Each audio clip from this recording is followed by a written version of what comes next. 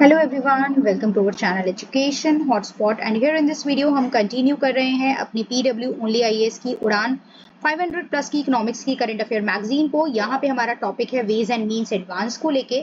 तो सबसे पहले हम समझेंगे exactly ways and means advance क्या होता है। इस हेड के थर्ड हेड के ये लास्ट दो टॉपिक रह गए हैं, उसके बाद हम लोग आपका जो नेक्स्ट हेड है दैट इज फाइनेंशियल मार्केट, उस पर मूव करेंगे। तो वेज एंड मीन्स एडवांस देखिए सिंपल सा एक क्या है, एक लोन है। दिस इज द लोन जो आरबीआई देता है। किसको देता है? To the state government. RBI state government को लोन देता है ताकि वो अपने शॉर्ट टर्म कैश फ्लो की नीड को, जो उनको कैश रिक्वायर्ड है, उसको फुलफिल कर पाए, राइट। तो ways and means advance are the loan by the RBI to the state government to manage short term cash flows mismatch. जो उनके पास कैश फ्लो प्रॉपर मैच नहीं हो रहा है, इनफ्लो आउटफ्लो में गड़बड़ है, वो उसको मैनेज कर सके और अपनी फाइनेंशियल नीड्स एंड ऑब्लिगेशन को फुलफिल कर सके, इसलिए ये वो लोन उन्हें देता है।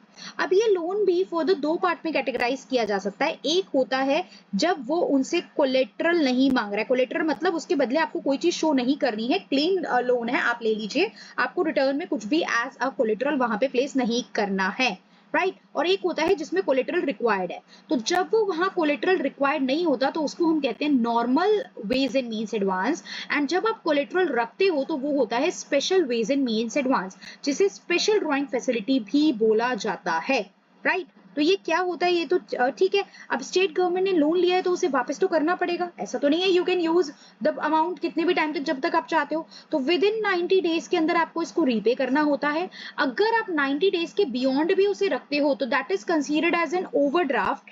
तो वो ओवरड्राफ्ट की तरह कंसीडर किया जाएगा कि आपको ओवरड्राफ्ट दिया जा रहा है और उस पर फिर आपसे इंटरेस्ट चार्ज किया जाएगा। देखिए इंटरेस्ट जो है वो यहाँ पे रेपो रेट की एक टर्म आप देख लो, क्योंकि कहीं पे लिखा है कि रेपो रेट के बराबर, रेपो रेट से ज्यादा लिया जाता है। तो रेपो रेट क्या होता है ये समझना हमारे लिए जरूरी है। देखिए एक टर्म होता है रेपो रेट और एक टर्म होता है बैंक रेट। ये दोनों का मतलब सेम होता है। रेपो रेट और बैंक रेट ना वो रेट है जिसपे एक सेंट्रल बैंक यानी कि हमारी कंट्री का आरबीआई हमारी कंट्री के कमर्शियल बैंक को लोन देता है। कमर्शियल बैंक को भी पैसे की जरूरत है ना, तो जिस रेट पे आरबीआई कमर्शियल बैंक को लोन देता है उसे हम कहते हैं रेपो रेट या bank rate. But repo rate होता है शॉर्ट टर्म लोन के लिए। जब आरबीआई कमर्शियल बैंक को शॉर्ट टर्म मतलब एक साल से कम समय के लिए लोन दे रहा है तो दैट इज रेपो रेट, और जब एक साल से ज्यादा के लिए दे रहा है तो बैंक रेट। तो वेज एंड मीन्स एडवांस भी शॉर्ट टर्म की बात करते हैं, तो इसीलिए रेपो रेट को यहाँ पे हम जिक्र करेंगे। तो ये क्यों न्यूज में था? अब क्यों न्यूज में था से ज्यादा स्टैटिक चीजें इंपॉर्टेंट है, ये आपको भी पता है। आरबीआई ने वेज एंड मीन्स एडवांस की जो लिमिट है for the states and duty उसको इंक्रीज कर दिया है। पहले वो 47,010 करोड़ हुआ करती थी और अब वो 60,118 कर दी है, ताकि जो फंड है यानी फिस्कल मैनेजमेंट प्रॉपरली हो पाए। ये स्कीम है क्या, इसको 1 अप्रैल 1997 को इंट्रोड्यूस किया गया था। ये टेम्परेरी एडवांस जो है वो आरबीआई देता है स्टेट्स को, ताकि आपका कैश फ्लो का जो गैप है, इनफ्लो आउटफ्लो के बीच में जो गैप है, आप उसे ब्रिज कर सको, उसे मैनेज कर सको, राइट।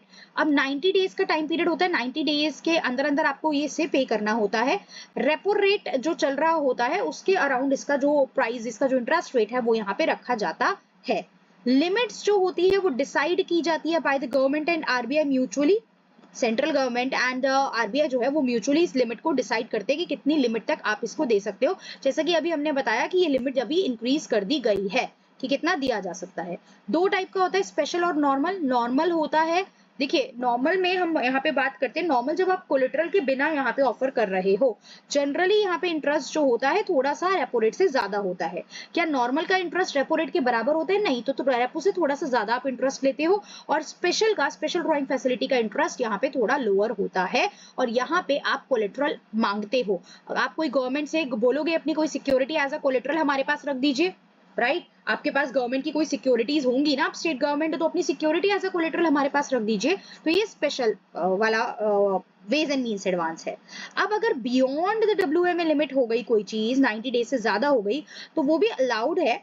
14 डेज तक मतलब उसके एक्स्ट्रा 14 डेज तक आप उसको हम परमिट कर सकते हैं, लेकिन इंटरेस्ट जो है ओवरड्राफ्ट पे वो रेपो रेट से 2% ज्यादा लगेगा, राइट। और ये जो particular ways and means advance है ये आरबीआई एक्ट के अंडर गवर्न होते हैं और फिस्कल स्टेबिलिटी मैनेज करने के लिए स्टेट एंड यूटी के लिए एक इंपॉर्टेंट टूल है।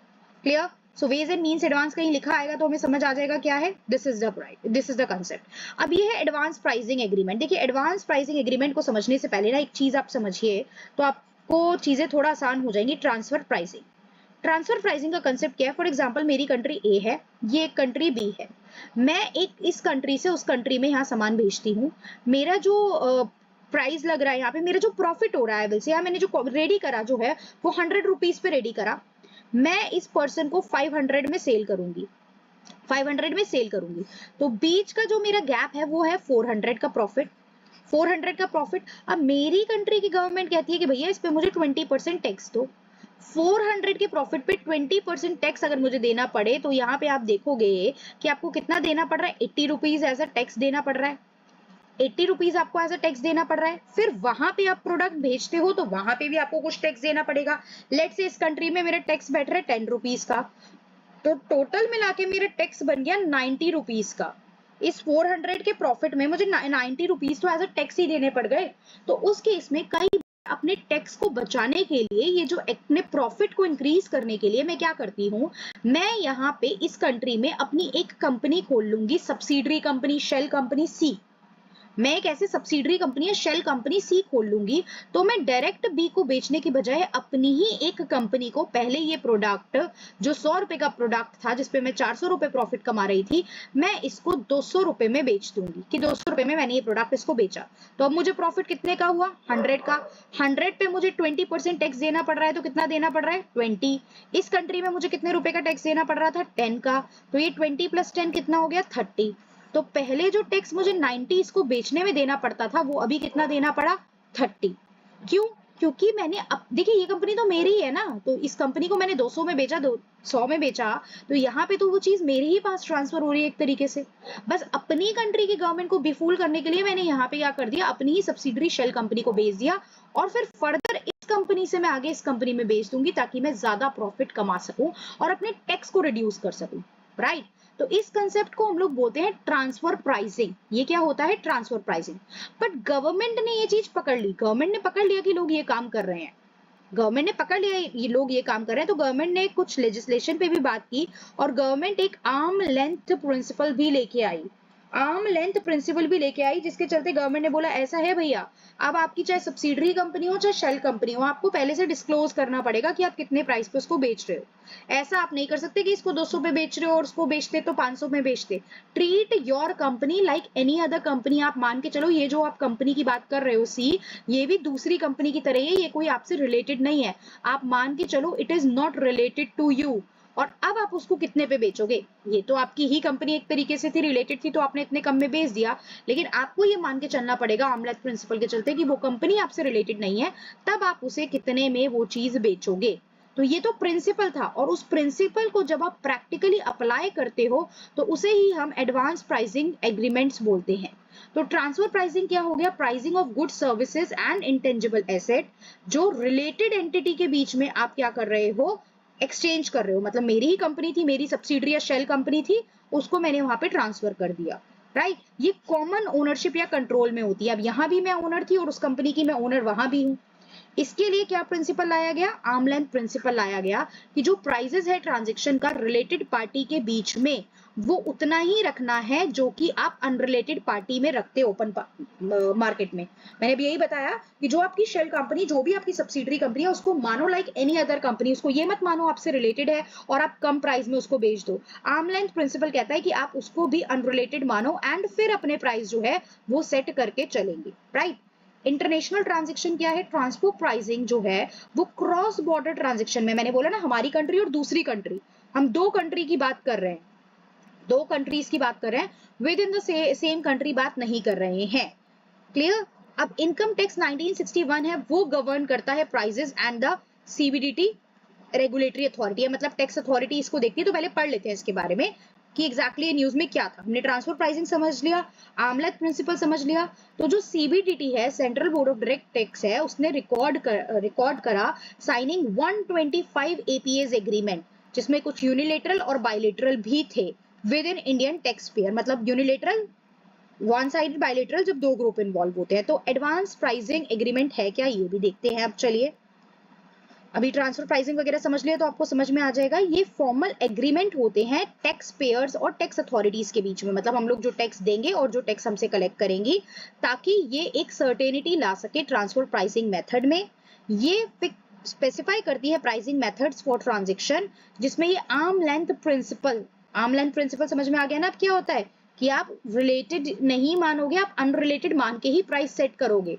तो आर्म लेंथ प्रिंसिपल तो जस्ट एक प्रिंसिपल था जो कहता था ऐसा ऐसा करो, लेकिन प्रैक्टिकली में आपको ऐसा करना है, ये प्रोविजन सेट होंगे, वो एग्रीमेंट के थ्रू, हम एडवांस प्राइसिंग एग्रीमेंट के थ्रू मेक श्योर करते हैं।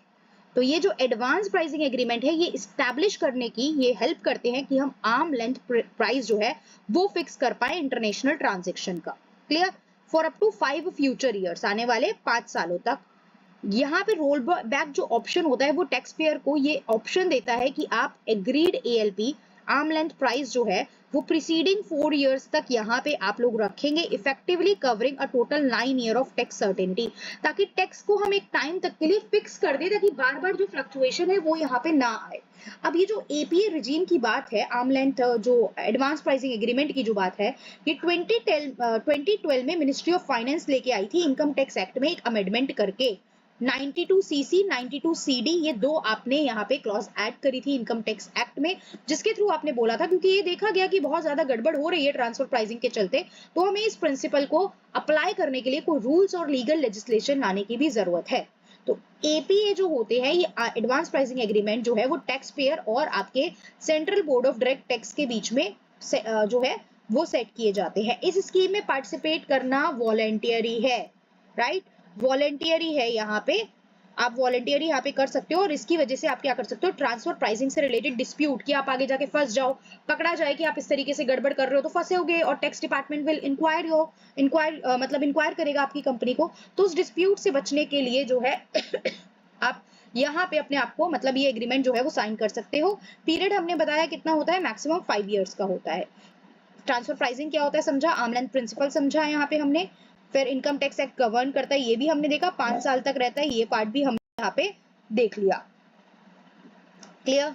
प्रॉफिट अप्रोप्रिएटली बढ़ जाए, जो कंपनी ऑपरेट कर रही है उनके बीच में प्रॉफिट का लॉस ना हो, ये भी बात है। डबल टैक्सेशन अवॉइड हो जाए, ये सब इसके बेनिफिट होते हैं। Proper legal tax compliance follow करो, वरना तो आप टैक्स को एक तरीके से टैक्स को बचा ही रहे थे, टैक्स इवेजन ही कर रहे थे, टैक्स की चोरी ही कर रहे थे एक तरीके से देखा जाए। तो यहाँ पे टैक्स की इवेजन को भी रोकता है, राइट? प्रिवेंट करता है टैक्स बेस इरोजन को। अगर कहीं ये लिखा मिल जाए कि ये एडवांस आर्म लेंथ प्रिंसिपल या advance pricing agreement tax evasion को बढ़ावा देता है, तो क्या है, ये गलत है। ये टैक्स इवेजन को बढ़ावा नहीं देता, बल्कि टैक्स के इवेजन को रोकता है। टैक्स का जो इरोजन है, जो टैक्स बेस जा रहा है, उसको यहाँ पे रोकता है और उन डिस्प्यूट्स को सेटल करने में हेल्प करता है। क्लियर? तो ये हमारे टॉपिक थे till 1 banking, employment and fiscal policy वाला पार्ट 1 2 3 हेड हमने कवर कर लिए हैं। अगली वीडियो से हम लोग फोकस करेंगे हेड 4 पे, फाइनेंशियल मार्केट पे, एंड वी विल ट्राई कि जल्द से जल्द इसको भी हम लोग कंप्लीट करें। So that's all, thank you everyone, see you in the next video with the further topics.